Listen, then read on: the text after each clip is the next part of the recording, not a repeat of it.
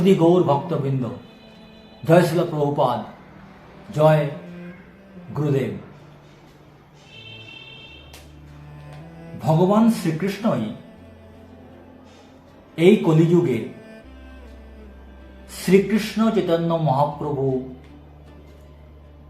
নাম গ্রহণ করে এই ধরাধামে অবতরণ করেছিলেন। ব্রজেন্দ্রনন্দন শ্রীকৃষ্ণই এই কলিযুগে শচী মাতার গর্ভে শ্রীচৈতন্য মহাপ্রভু রূপে এবং বলরাম শ্রী নিত্যানন্দ প্রভু রূপে এই ধরাধামে অবতীর্ণ হয়েছেন। একথা শ্রীমন মহাপ্রভুর আবির্ভাবের হাজার হাজার বছর পূর্বে বিভিন্ন শাস্ত্রে তার প্রমাণ রয়েছে। এই কলিযুগে যারা অত্যন্ত মেধাসম্পন্ন ব্যক্তি, তারা অবিরাম কৃষ্ণ কীর্তনকারী ভগবান শ্রীকৃষ্ণের এই অবতারকে আরাধনা করার জন্য সংকীর্তন যজ্ঞের অনুষ্ঠান করেন। যদিও শ্রীচৈতন্য মহাপ্রভুর গায়ের রং অকৃষ্ণ বর্ণ, তবুও তিনি স্বয়ং ভগবান শ্রীকৃষ্ণ। তিনি তার সঙ্গী, তার সেবক, অস্ত্র এবং অন্তরঙ্গ পার্শ্বদে পরিবৃত। মহাপ্রভু শ্রী গৌরাঙ্গ সুন্দরের গায়ের রং সোনার মতো। প্রকৃতপক্ষে তার সুললিত সমগ্র দেহটি কাঁচা সোনার মতো। তার সমস্ত দেহ চন্দন চর্চিত। তিনি সন্ন্যাস গ্রহণ করেছিলেন এবং খুব আত্মসংযমী ছিলেন। মায়াবাদী সন্ন্যাসীদের সঙ্গে তিনি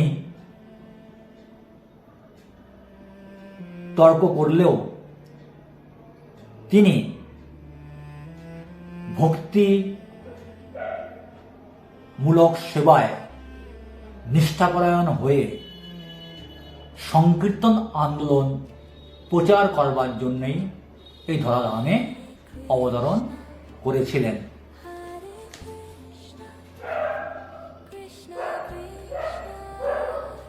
তিনি ভক্তরূপে পৃথিবীর বুকে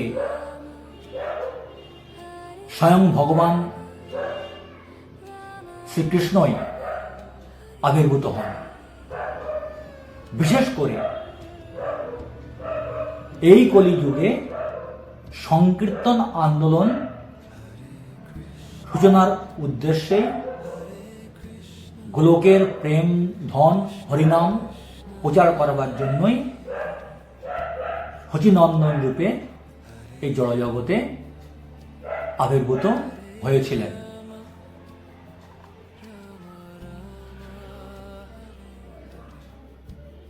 তিনি ভগবান শ্রী রাধা কৃষ্ণের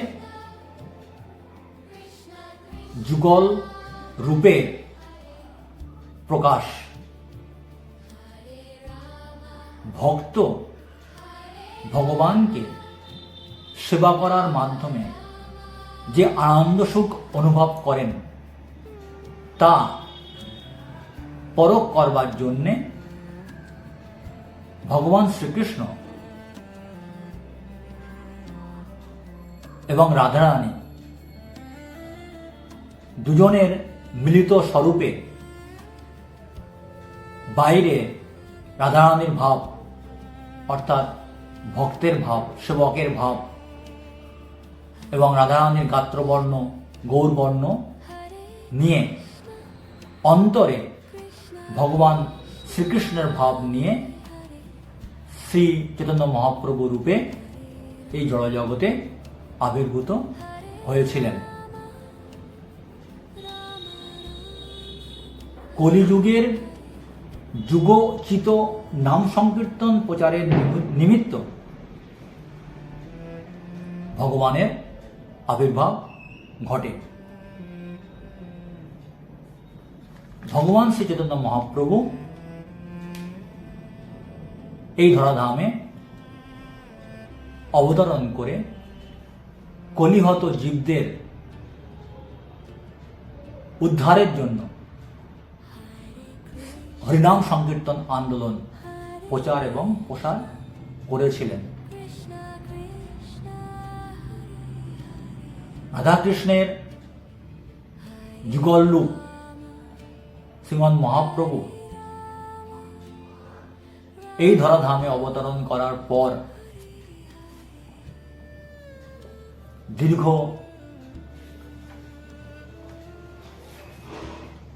সংকীর্তন আন্দোলন প্রচারের সময় তিনি অগণিত কলিহত জীবদেরকে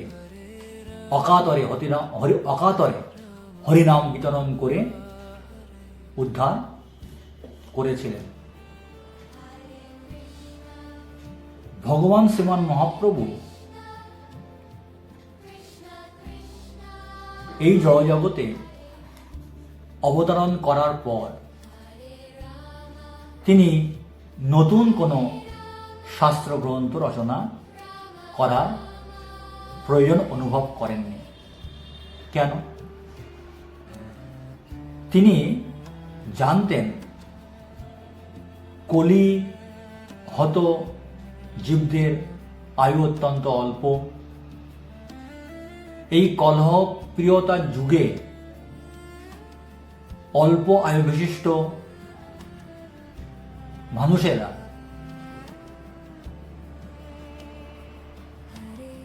পূর্বতন আচার্যরা যে সমস্ত গ্রন্থ রচনা করে গেছেন সেগুলোই তারা পড়বার সময় করে উঠতে পারবে না। বরং তিনি সমস্ত শাস্ত্র গ্রন্থের সার শ্রী শিক্ষাষ্টকম কলিহত জীবদের উদ্দেশ্যে দিয়ে গেলেন। এই শ্রী শিক্ষাষ্টকমের মধ্যেই সমগ্র শাস্ত্রে বর্ণিত গূঢ় এবং অত্যন্ত গুরুত্বপূর্ণ যে তত্ত্ব তা ভগবান চৈতন্য মহাপ্রভু অর্পণ করে গেছেন। এই 8টি শ্লোক, শ্রী শিক্ষাষ্টকমের 8টি শ্লোক যদি আমরা অত্যন্ত সুচারুরূপে পাঠ এবং তার অর্থ অনুধাবন করি, তাহলে আমরা দেখব যে চৈতন্য মহাপ্রভু কেন নতুন করে আর কোনো শাস্ত্রগ্রন্থ রচনা করলেন না। তিনি পরম পিতা, পরম পুরুষোত্তম ভগবান শ্রীকৃষ্ণের অবতার। তাই কলিহত কলহপ্রিয় জীবদের সহজে অনুধাবন করবার জন্য মাত্র 8টি শ্লোক রচনা করে আমাদের জন্য দিয়ে গেলেন। এই 8টি শ্লোক যদি আমরা সুন্দরভাবে উপলব্ধি করতে পারি, তাহলে ভগবানের এই জগতে অবতরণের উদ্দেশ্য আমরা উপলব্ধি করতে পারব, আমাদের জীবন সার্থক করতে পারব। আর ভগবান যে উদ্দেশ্যে এই জগতে অবতরণ করেছিলেন সেটাও আমরা উপলব্ধি করতে পারব।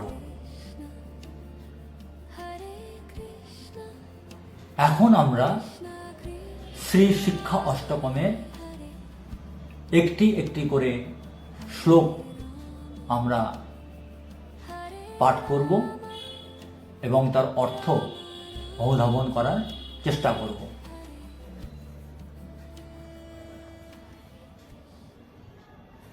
চেতো দর্পণ মার্জনম ভব মহাদাবাগ্নি নির্বাপনম শ্রেয় কৈরব চন্দ্রিকা বিতরণম বিদ্যাবোধু জীবনম আনন্দম বুধিবর্ধনম প্রতিপদম পূর্ণামৃতাস্বাদনম সর্বাত্ময় স্নাপনম পরম বিজয়তে শ্রীকৃষ্ণ সংকীর্তনম। চিত্তরূপ দর্পণের মার্জনকারী, ভবরূপ মহাদাবাগ্নি নির্বাপনকারী, জীবের মঙ্গলরূপ কৈরব চন্দ্রিকা বিতরণকারী, বিদ্যাবধূর জীবন স্বরূপ, আনন্দ সমুদ্রের বর্ধনকারী, পদে পদে পূর্ণামৃত আস্বাদন স্বরূপ এবং সর্বস্বরূপের শীতলকারী শ্রীকৃষ্ণ সংকীর্তন বিশেষ রূপে জয়যুক্ত হন।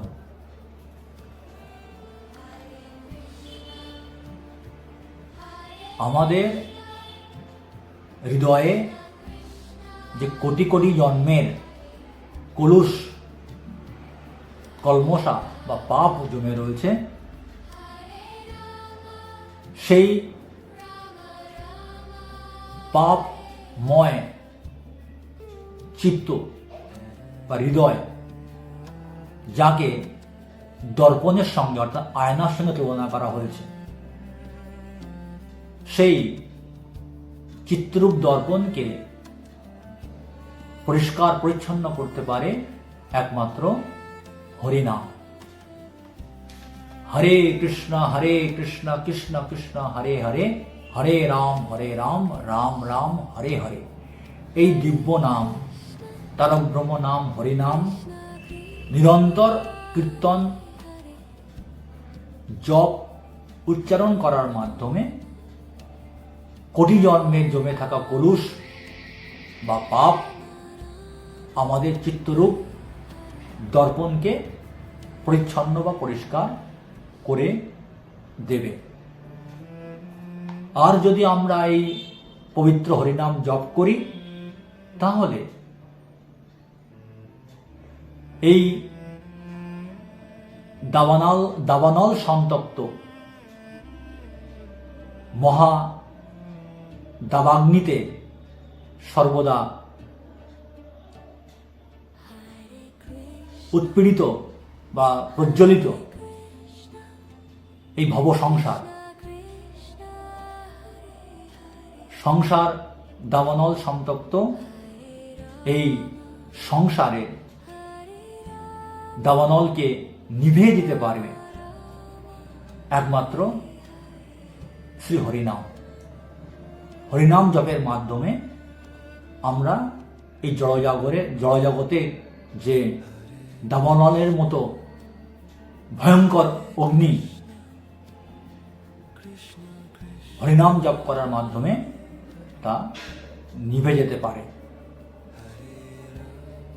আমাদের পরিবারের সংকট, সমাজের সংকট, দেশের সংকট, সমগ্র পৃথিবীর সমগ্র জগতের যে সংকট,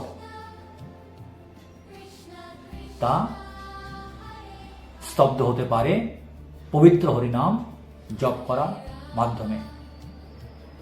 বনের দাবানল যেমন জল সিঞ্চনে জল দিয়ে নিভে দেওয়া যায়, ঠিক তেমনি নিরন্তর হরিনাম জপ করার মাধ্যমে এই সংসার দাবানল সন্তপ্ত জীবন থেকে আমরা মুক্ত হতে পারব।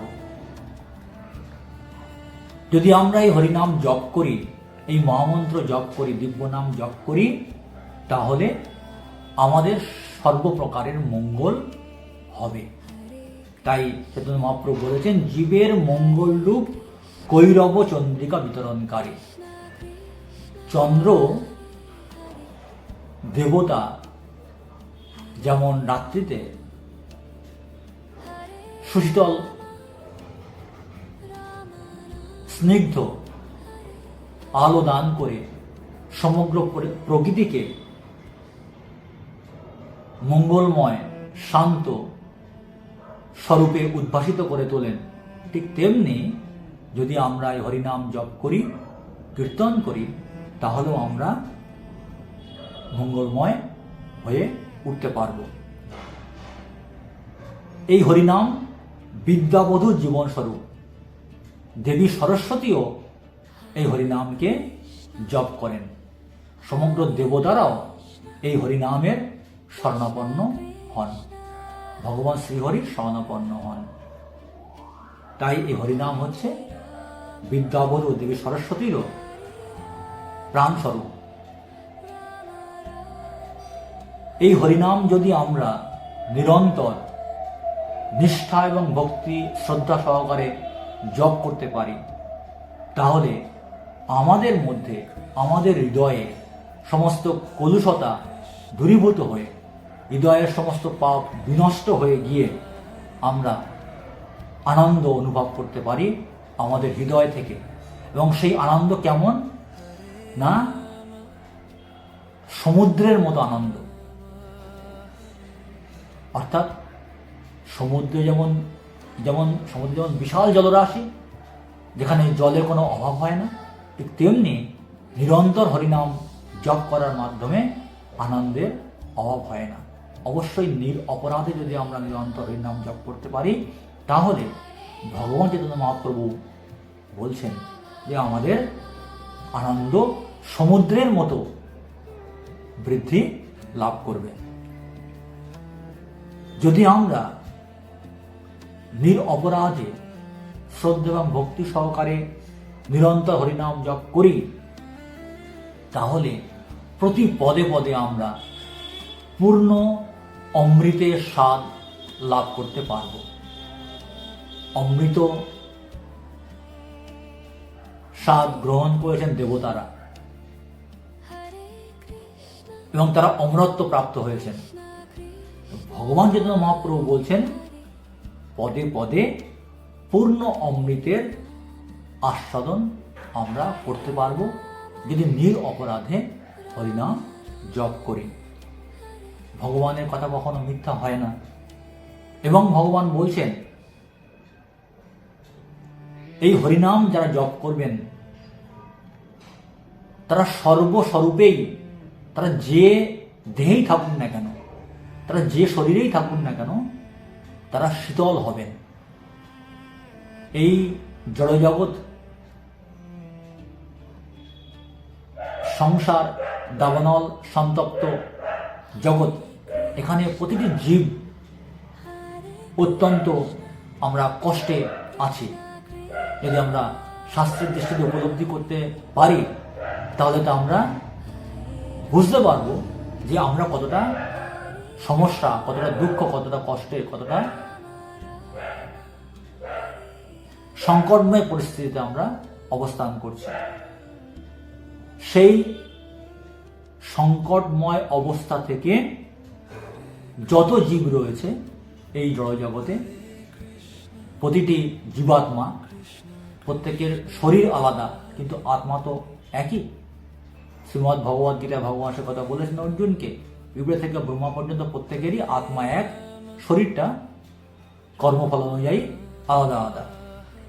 সেই প্রতিটি জীবের অর্থাৎ সর্বস্বরূপের হৃদয়কে শীতল করে দিতে পারে এই পবিত্র হরিনাম জপ এবং কীর্তন।